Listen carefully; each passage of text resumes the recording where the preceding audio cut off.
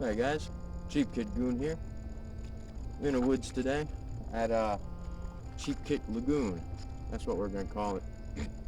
So, topic of today's video is how to properly run a militia kit. Now this is a very opinionated topic, but I want to cover things that people genuinely agree on. I might be a little bit biased, you can correct me in the comments. And as always, I appreciate comments that show me how I can improve and what I'm doing wrong. So the first thing about a militia kit is you want to be not high speed, not too low speed, but you want to be down there. You want to be medium to low speed. And one of the ways you can do that is to look poor. And now you want to look poor, but you don't want to look sloppy, all right? But sometimes that can add to the effect that you're going for with a militia kit, and sometimes purposely going for a kit, especially if you're a first timer. Now, there's cringy kits and there's funny kits. Once again, heavily opinionated. That's just my take. So one of the first ways you can look poor, or poorer, or just less equipped, is use outdated gear. As you notice here, I'm wearing Russian VSR 93 camouflage. So use poor gear, use outdated gear, older gear, even M81 camouflage works, the woodland pattern. Try to mismatch your gear. You got, VSR 93 camo up here. You got a random Smersh that's been spray painted by my buddy Ruski operator when he sent it to me. I'm wearing jeans. Just mismatch your gear, but don't mismatch too hard. With that being said, feel free to use civilian clothes slightly. Don't use obnoxious modern colors like bright neon colors, pinks, reds, blues, things like that. That'll give you away. Not that you're necessarily worried about that if you're going for a kit that looks like this. However, make it look like you just came out of Goodwill if it were in the Soviet Union. So use some civilian clothes. Don't use too much, but for example, maybe you're going for the opposite look. You want camouflage pants, mix it with a t-shirt, and then a chest rig. Or you could do what I'm doing. You have camouflage jacket and jeans, denim pants. Next thing is avoid helmets as much as you can. Now some helmets are okay. It depends on what militia look you're going for. But usually you never want to use fast, high-speed helmets. Nothing that can mount anything on it. You want to try to stick to steel pots and ballistic helmets, things that cover your ears especially. No high-speed helmets, just older helmets from like 90s and before. So the next thing is, don't go for chest rigs. That looks good, too good, might I say. It looks like you have money. You look like one of those bro vets on YouTube, or a boy or something like that, especially if you mix it with civilian clothes. So unless you're going for an insurgency game, try not to use a chest rig. Use webbing gear, belts, things like that. Now, next thing I'm going to say is don't use gear that does not blend with your other gear. It's okay to use gear that necessarily doesn't blend with your environment slightly. Now, once again, this is airsoft, so don't take my word on that for, real life. But don't use gear that contrasts with your other gear way too much. For example, you could be wearing a nice camouflage jacket, but you might mix it with a completely dark dyed black Amazon chest rig that was $30 straight from China. You don't want to do that. It looks cheaper and not in a good way, and it contrasts way too heavily against your uniform. It just doesn't look good. Now the next thing, with that being said, is don't use Amazon gear. Don't use I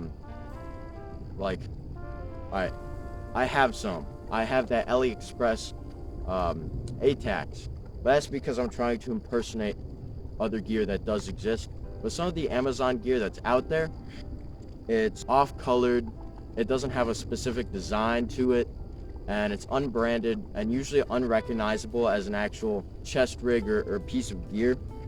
And usually it looks out of place on any kit you can put it on, except maybe a speed softer kit, which is not what we're going for. Now, I'll give you extra goofy militia points if you can find yourself some gear that absolutely nobody in the community can identify.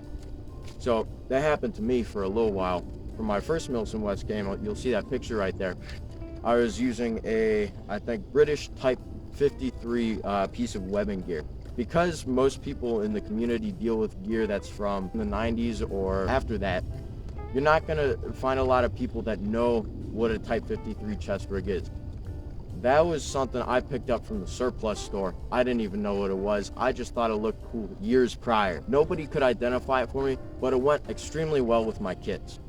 So I'll give you extra funny points if you can find yourself some gear that you can't identify, but looks good with your kit. The other thing, I wanted to go over how to look goofy. This is gonna be brief, but sometimes, depending on what kind of game you're going into, and depending on what kind of morale your team has, what kind of spirit the game is going to have, you want to look goofy.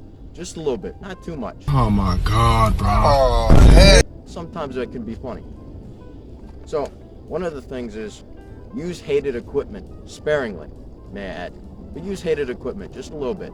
For example, M81 camouflage, woodland, a lot of people absolutely hate it. They think if you use it, you should go to hell.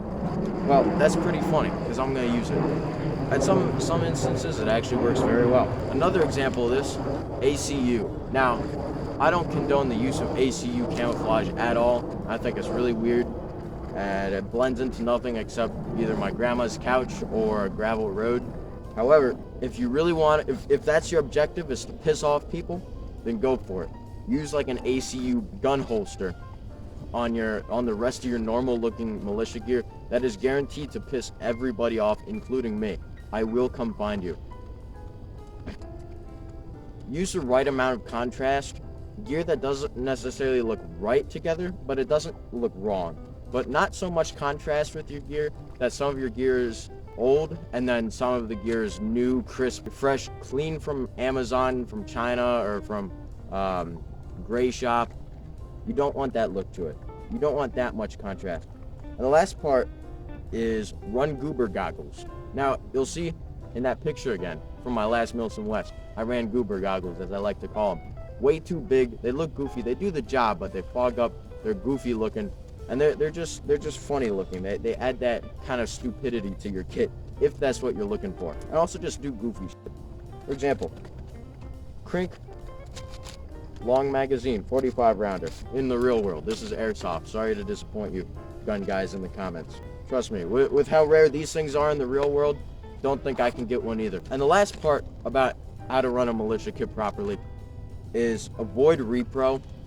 But if you can't avoid repro for certain gear, avoid the look of repro. And how you want to do that is, number one, don't use repro. I will come find you. And secondly, if you're going to use repro uniforms that are accurate to the uniform you want to use.